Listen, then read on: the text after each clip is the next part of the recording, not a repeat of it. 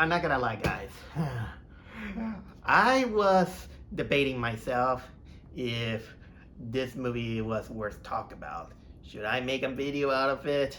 Should I make a bite size? I don't even know, man. So you know what? I'm gonna take a gamble on this one because this is one of those in which, not gonna lie, I got hooked a little bit by the trailer. The trailer looks like it's gonna be kind of like a silly, a silly movie, an action flick movie, like in January. Because for the last couple of years, I've been having kind of like a struck of luck with by finding schlocky but yet entertainment films. For example, I did have kind of some kind of popcorn entertainment out of Playing, and I think that was 2 years ago. And then last year, The Beekeeper was so much fun, and despite all being January movies, that's kind of like the thing that I had with Flight Risk, the movie that I saw this week. And you know what? Before I go to the movies, there's something that I got more enjoyment out of it, and that is taking a gamble on tasting this. I found this on a candy shop on the mall, which is the usual Japanese Lay's that have some of those weird taste. Sometimes I get a knack of tasting them, although it's not kind of like much. This one is kind of like, I think it is kind of like squid. That they're kind of fun in seafood. Well, I like seafood. See, here it is, and you'll see me tasting it again. Mm. Mm.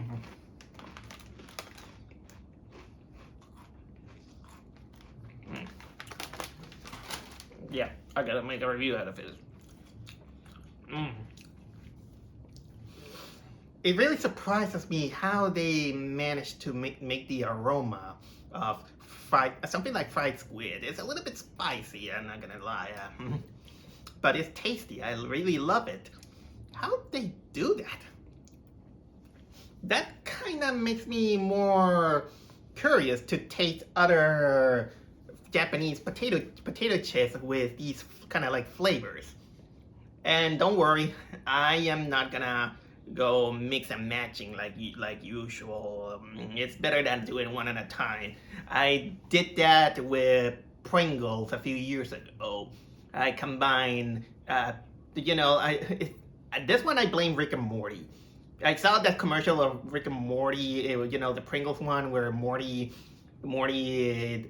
combined chips, barbecue, and jalapeno. I did it with pizza and barbecue. I ate the mix, and guess what? I got an allergy attack. It gave me a panic attack. So no, don't mix and match. When you are eating potato chips with flavors, keep it simple. Keep it simple. I mean, this one, it is well if you eat it separately. Don't mix it up. Don't mix it up with another flavor because of the condiment, and who knows what chemical reaction is gonna happen to you. And for some reason, talking about this one is a better experience than talking about Flight Risk.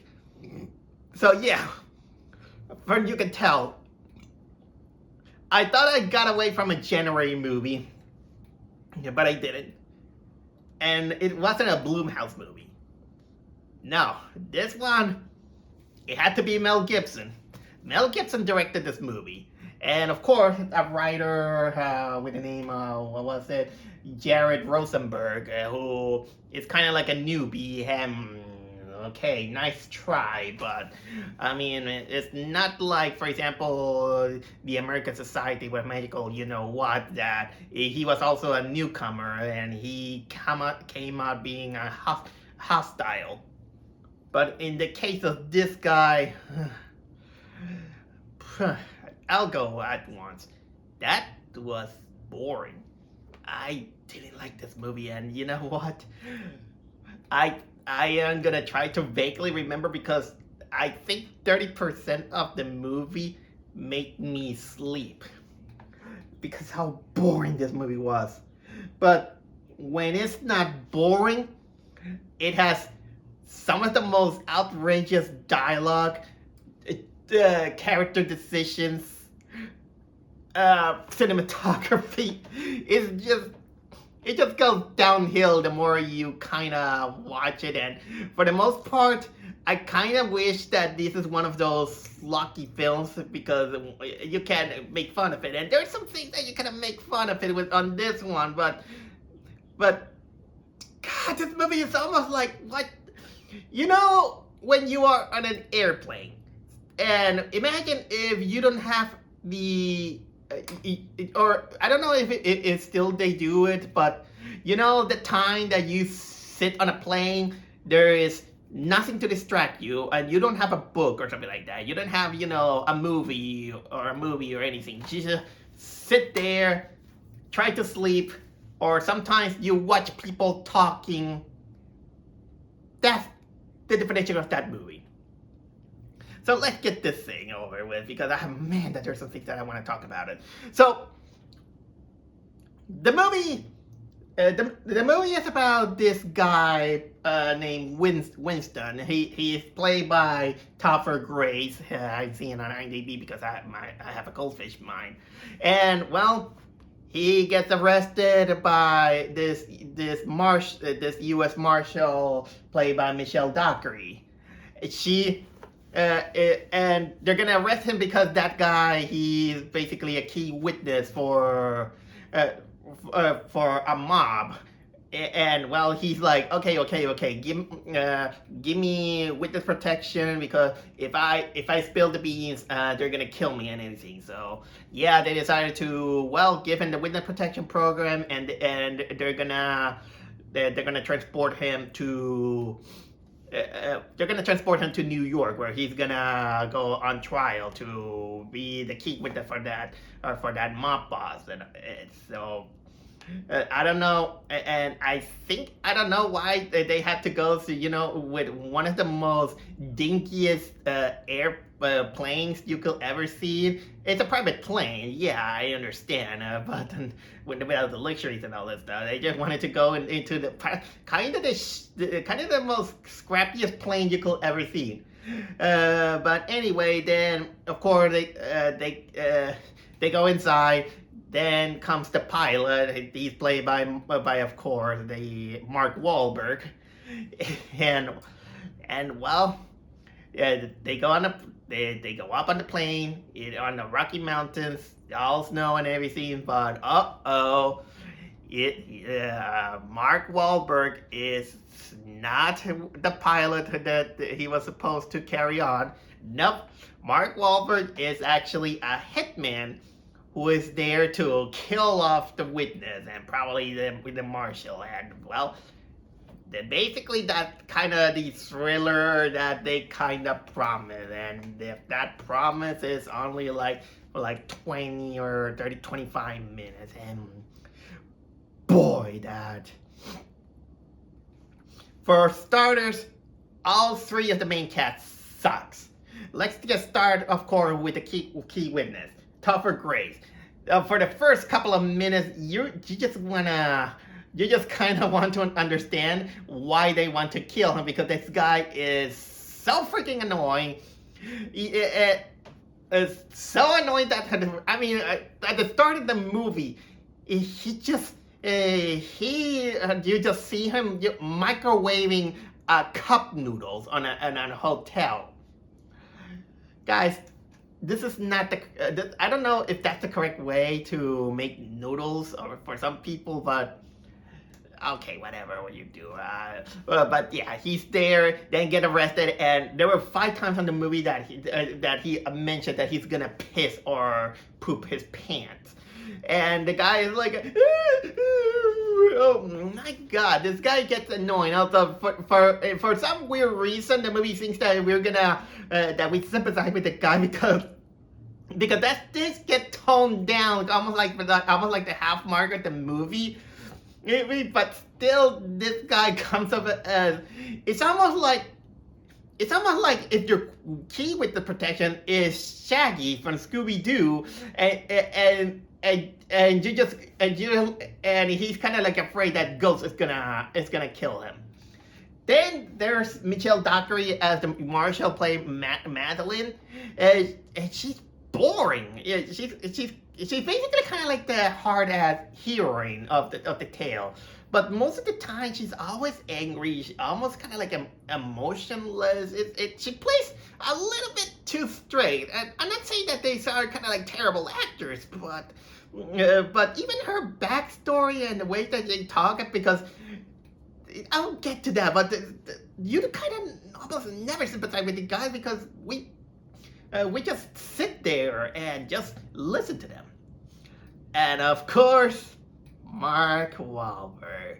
Oh, what? No. Yes, Mark Whalberg, in which he has kind of like this hillbilly accent. And at the moment he comes into the plane, he just kind of talks out kind of like creepy stuff. Like, for example, hey, you know what I'm gonna do, what I did, or, you know, something like that. And then when it is revealed that he's the hitman, he kind of becomes kind of like this psychopath. A psychopath that kind of tries too hard to give one-liners, and most of the time, it just kind of comes off as creepy. And to the point that his acting goes into overdrive. He overacts a lot. He really goes into overacting. And he's like, and you know what? Never in my life I could have imagined seeing that Mark Whalberg, because of his age, now he is, well, bald. And the funny thing is that at the start of the movie, he has this hat. And the way he's dressed and talk, he kind of looks like Adam Sandler, you know, in the meme in which he's dressed up like a child or something like that. And then when he loses the hat, and then he begins to act crazy, for some reason he kind of looks like Clint Howard. I don't know, that's just me. But his overacting is probably kind of like a little bit kind of like entertaining in a way. But that doesn't excuse that the cinematography of the movie is so boring. You just stay on this plane, and guess what? The movie almost never changes scenarios. It's just you watching all those three people flying a plane, and basically the whole pacing of the movie always follows like this. They get on, I don't care if I spoil the movie.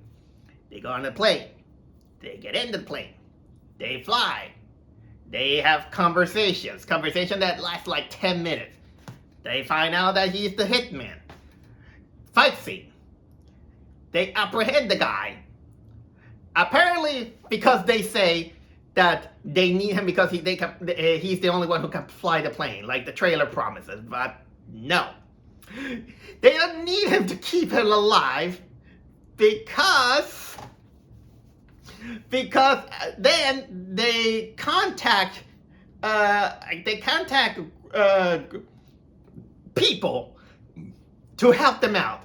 Even someone who's gonna give the instructions, saying, "Hey, you're gonna do this and do that." So why you're gonna need the hitman? At least, you know what? At least if you want to keep him alive, at least come up with with the excuse by saying that we need this guy to arrest him. He's gonna be kind of like evidence that he's gonna kill you or something like that. Then I could have buy it, but no. They made the stupid decision to keep this guy alive. They restrain him, and they don't basically kind of like check his pockets or something like that, because then the guy, because apparently Mark Whalberg is so clever that he comes up with ways to provoke them, so he can even steal sunglasses, so he can break he can break one of the legs and use the metal to start scraping the belt that it have him that is binded. And then nobody almost kind of like gets checked, like for example, 2 minutes. Like for example, if you have this crazy guy, every minute you have to go, okay, whoop, I see you, peekaboo. They never do that, and then the almost 30 minutes of the movie is just talking about what I did, about the past. Hey, everyone, contact. I need help to what to do. We want to know who is this guy, because Mark Whalberg's character has no name. He's only known as the pilot, and then kind of turns into this. It kind of centers that there's this conspiracy in which the hitman was actually hired by an inside job inside the Michelle Dockery's character's bureau, in which she talked with a friend who I don't know if it's implied that she's her best friend or lesbian lover or something like that. I don't know. They're not implied something like that. And then they talk to kind of like the chief, and the chief was like, oh, he's on vacation. No, get him. Okay, yeah. He keeps going, and you know what? We don't change perspective. We just sit there, just watching them, talk to the radio. And nothing, and it just keeps, the plane keeps flying and flying. And it overstays its welcome. And then Mark Whalberg, he gets off. He attacks them. And then they manage to subdue him again. They knock him out with a flare gun. And then they don't kill him. Even Mark Whalberg is like, why don't you kill me? And she gives the stupid of herself by saying, because I'm not you.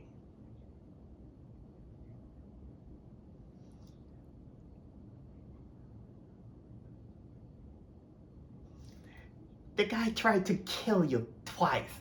This is no time to be, get the moral high ground. And again, I got the reason that I said that if you could keep the guy alive just for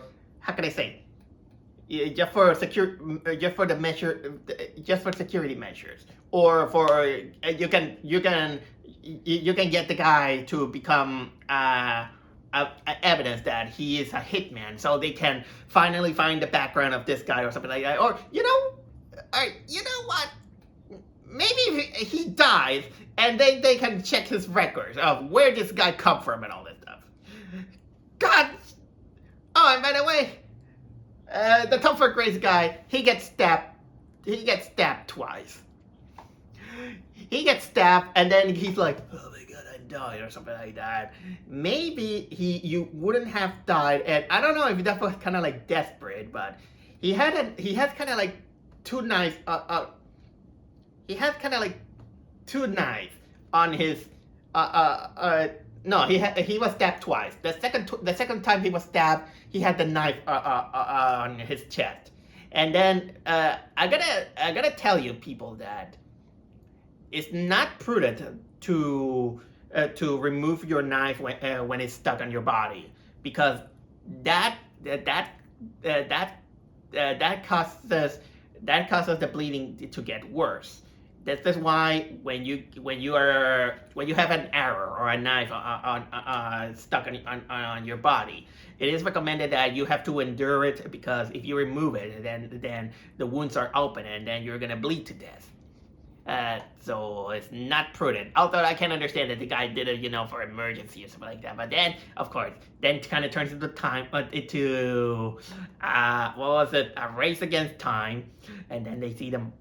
I think 20 minutes more of them flying, and then talking to the radio. And then this is kind of like when she finds out that there is this conspiracy with this mob guy that we have no visuals about it. We just kind of know because of hearsays. Although I do like that the woman kind of doesn't trust the people in the radio, and she was with her friend, and when she say, "I'm sorry, I didn't trust you," and she's like, oh yeah, I remember. She was like, "Hey, they're gonna.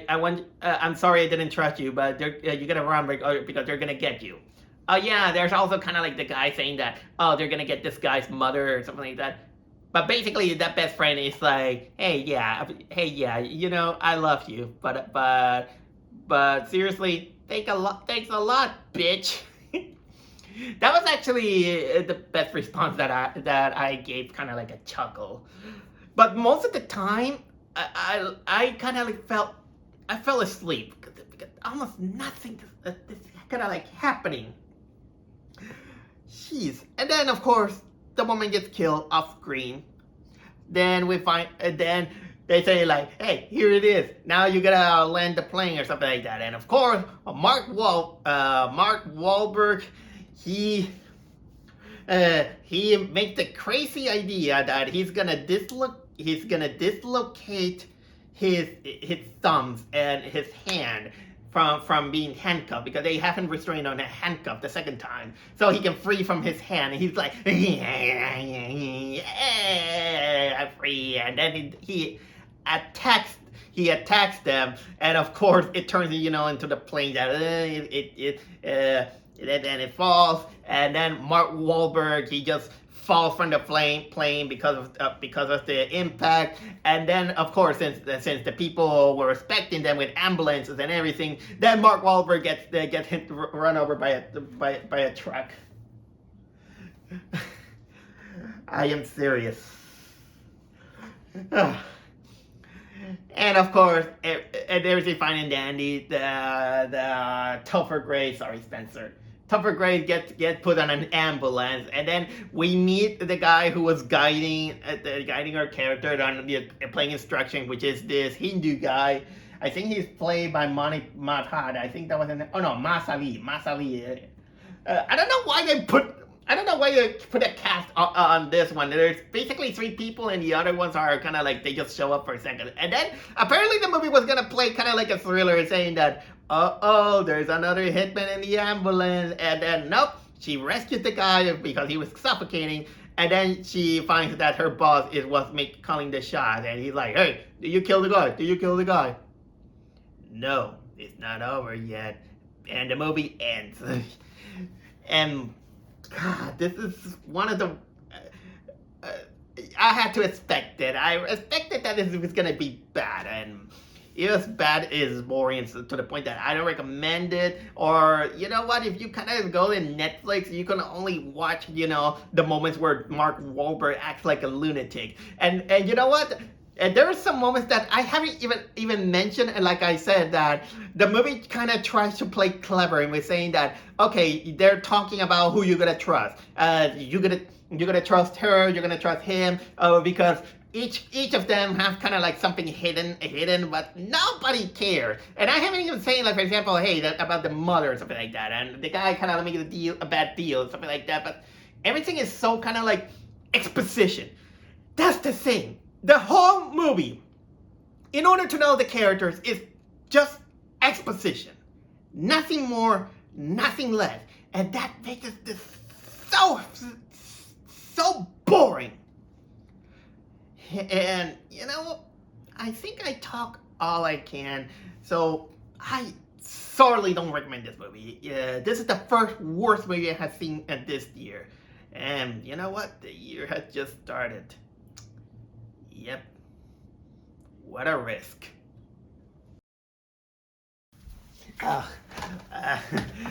I am here in my sleeping pants, and Spencer here. It's because I just suddenly remember something really, really important about how awful this movie is. And that is probably kind of like one of the most noticeable things. I don't know, maybe the movie was so boring that got off of my mind, but I swear that when I saw that moment, I was trying my best to keep it on my mind, because that is something that needed to be addressed. And here it is. When the movie starts, being in the cabin and all this stuff. One of the biggest things that happened on the movie is that before the FBI raids the guy, he's kind of like paranoid. And you're looking at the cabin. He hears knocks at the door, and then he opens the curtain, and what he sees is this. It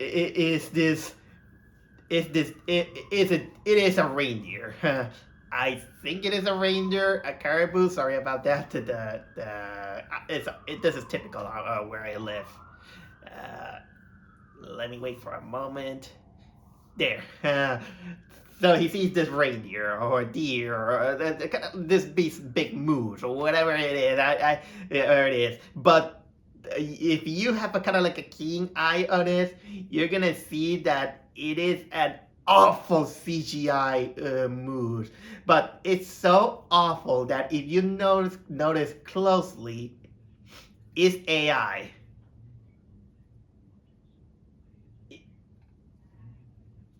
It is an AI of a moose or a reindeer. Yeah, and I watched it and I was like, so this is the future of filmmaking.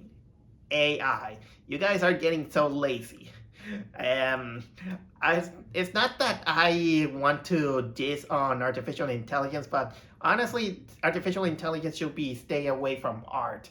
Because honestly, you're not making art. You're just giving orders to make art, and honestly, this is kind of like a really lazy approach. And yeah, most of those things. Well, I can see that it's kind of like a passing trend, but not. It's something that personally I don't encourage to do. But still, that animal.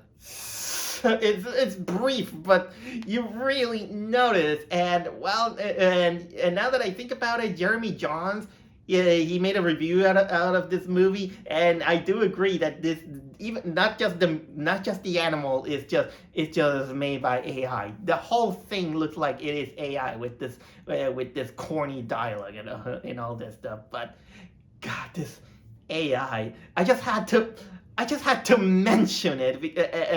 I just kind of like remember it, and I don't want to do a double take on my review. So this is mostly a postscriptum thing that I just needed to tell you.